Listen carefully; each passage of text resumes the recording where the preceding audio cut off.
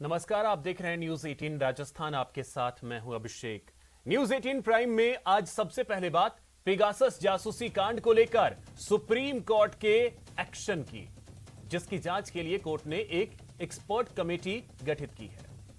फिर बात होगी पेगासस को लेकर फिर शुरू हुए सियासी घमासान की, और आखिर में दिखाएंगे कैसे देश भर में दिवाली की तैयारियां जोरों पर है। इन खबरों के साथ और भी कई खबरों पर विस्तार से बात करेंगे, लेकिन सबसे पहले एक नजर प्राइम 25 पर।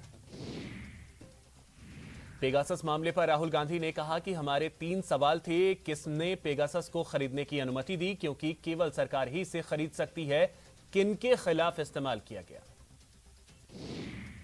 राहुल गांधी ने कहा कि अगर पेगासस का इस्तेमाल आतंक के खिलाफ किया जाता है तो और बात है, लेकिन अगर प्रधानमंत्री इसका निजी रूप से इस्तेमाल कर रहे थे तो यह अपराध है। कर्नाटक की सरकार पेगासस का इस्तेमाल कर गिराई गई। पेगासस पर प्रेस कॉन्फ्रेंस कर राहुल गांधी ने कहा कि इस मामले में देश की सरकार देश की सुरक्षा पर हमला कर रही है। राष्ट्रीय सुरक्षा की आड़ में छिपने का कोई मतलब नहीं है, यही राष्ट्रीय सुरक्षा है। वहीं सीएम अशोक गहलोत ने पेगासस जासूसी मामले में सुप्रीम कोर्ट के फैसले का स्वागत किया है। उन्होंने कहा कि जांच से सच सामने आएगा। इसको लेकर केंद्र पर हमला बोलते हुए उन्होंने कहा कि मोदी सरकार की अलोकतांत्रिक गतिविधियां उजागर होंगी। राहुल के बयान पर अब बीजेपी के राष्ट्रीय प्रवक्ता संबित पात्रा ने पलटवार करते हुए कहा, लोकतंत्र को बचाना है। भारत के संविधान पर भारतीय जनता पार्टी हमला कर रही है, यही राहुल गांधी की वोकैबुलरी है। संबित पात्रा ने कहा, राहुल जी का और भ्रम का रिश्ता रहा है। झूठ बोलना उनकी आदत है, उनके पास कुछ नया नहीं है। लोकतंत्र खतरे में है, लोकतंत्र को बचाना है। बार बार यही बात करते हैं, हर बार उनके एक तरह के बयान होते हैं। संबित पात्रा ने कहा कि कांग्रेस किस तरह का बर्ताव करती है, यह सबने देखा है। किस तरह से बयान को फाड़ दिया गया। एफिडेविट में जो सरकार ने कहा है, कोर्ट ने आज वही किया। हम मामले को लेकर कोर्ट जाते हैं, लेकिन जब कोई फैसला आता है तो ये कोर्ट के फैसले पर सवाल करते हैं। पंजाब में सिद्धू बनाम कैप्टन की लड़ाई खत्म होने का नाम नहीं ले रही है। एक बार के लिए अमरिंदर सिंह का इस्तीफा भी हो चुका है और उन्होंने कांग्रेस भी छोड़ दी है, लेकिन फिर भी हर मुद्दे पर सिद्धू और उनकी तकरार लगातार बढ़ती दिख रही है। अब एक बार फिर सिद्धू और कैप्टन आमने सामने आ गए हैं। सिद्धू ने सोशल मीडिया पर ट्वीट कर कहा कि अमरिंदर सिंह सिर्फ बीजेपी के वफादार थे। उन्होंने बतौर सीएम पंजाब के हितों को बेच दिया था। वे सिर्फ पंजाब के विकास को रोकने वाली एक रुकावट थे। सिद्धू को जवाब देते हुए अमरिंदर सिंह ने ट्वीट कर कहा कि उसे कुछ नहीं पता है, वो सिर्फ ज्यादा बोलता है, ज्यादा बोलने लगा है, उसके पास दिमाग नहीं है। मैंने इन सब मुद्दों पर कभी शाह से बात नहीं की। T20 वर्ल्ड कप में पाक के खिलाफ भारत की हार पर पाकिस्तान का समर्थन करने वालों के खिलाफ योगी सरकार ने बड़ी कार्रवाई की है। इस मामले में पुलिस ने अब तक 7 लोगों को नामजद किया है। यूपी के अलग अलग जिलों में पाकिस्तान के समर्थन में आए लोगों के खिलाफ केस दर्ज कर उन्हें गिरफ्तार किया गया है। इनके खिलाफ देशद्रोह के तहत केस चलेगा। बताया जा रहा है कि आगरा में 3, बरेली में 2 और लखनऊ में 1 शख्स को पुलिस ने नामजद किया है।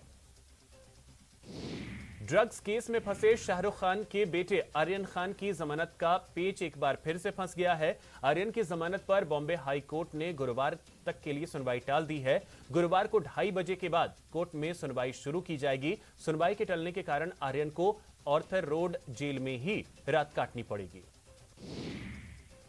मुंबई क्रूज ड्रग्स केस में बॉम्बे हाई कोर्ट में आर्यन खान की जमानत पर बुधवार को सुनवाई खत्म हो गई। वकील अमित देसाई और मुकुल रोहतगी ने कोर्ट में जमानत के पक्ष में अपनी प्रोसीडिंग्स को जज सांबरे के सामने पेश किया। मुंबई क्रूज ड्रग्स केस मामले में एनसीबी डायरेक्टर समीर वानखेड़े की मुश्किलें भी बढ़ती जा रही। मामले की जांच अब एनसीबी विजिलेंस टीम करेगी। वहीं आज विजिलेंस टीम ने वानखेड़े से 4 घंटे तक पूछताछ की।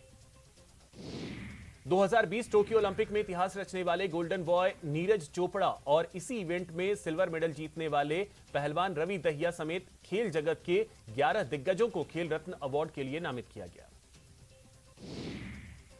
सम्मान हासिल करने वाले खिलाड़ियों में इस लिस्ट में बॉक्सर लवलीना बोरगोहेन, हॉकी खिलाड़ी पी श्रीजेश और महिला क्रिकेटर मिताली राज का नाम शामिल है।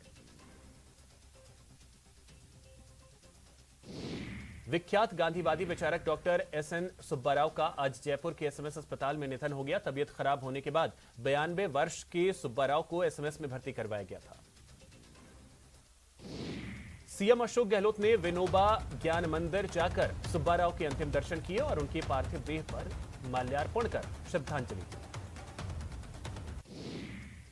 शिक्षा राज्य मंत्री गोविंद सिंह डोटासरा ने शिक्षा संकुल में निजी स्कूल में आरटीई लॉटरी निकाली। मौके पर डोटासरा ने कहा कि लॉटरी होने से गरीब बच्चे नामी निजी स्कूल में पढ़ सकेंगे। गुणवत्तापूर्ण शिक्षा देने के लिए गहलोत सरकार वचनबद्ध है। प्रदेश के शिक्षा मंत्री गोविंद सिंह डोटासरा ने कहा कि सब कुछ ठीक ठाक रहा तो बहुत जल्द रीट परीक्षा का परिणाम घोषित कर दिया जाएगा। तस्करों का पीछा करते वक्त शहादत देने वाले भीलवाड़ा पुलिस के जवान को बुधवार को सुपुर्दे खाक कर दिया गया। बनेड़ा के पास कब्रिस्तान में वीर गति को प्राप्त हुए कांस्टेबल इशाक मोहम्मद को सुपुर्दे खाक किया गया। प्रतापगढ़ की धरियावद विधानसभा उपचुनाव में प्रचार का शोर थम चुका है। उपचुनाव में कुल 7 प्रत्याशी मैदान में हैं।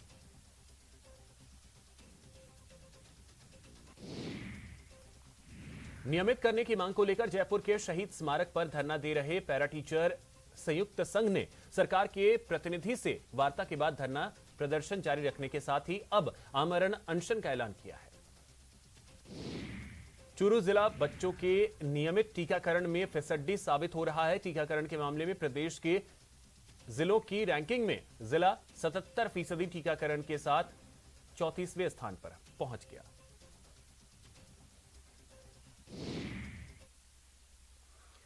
बात पेगासस जासूसी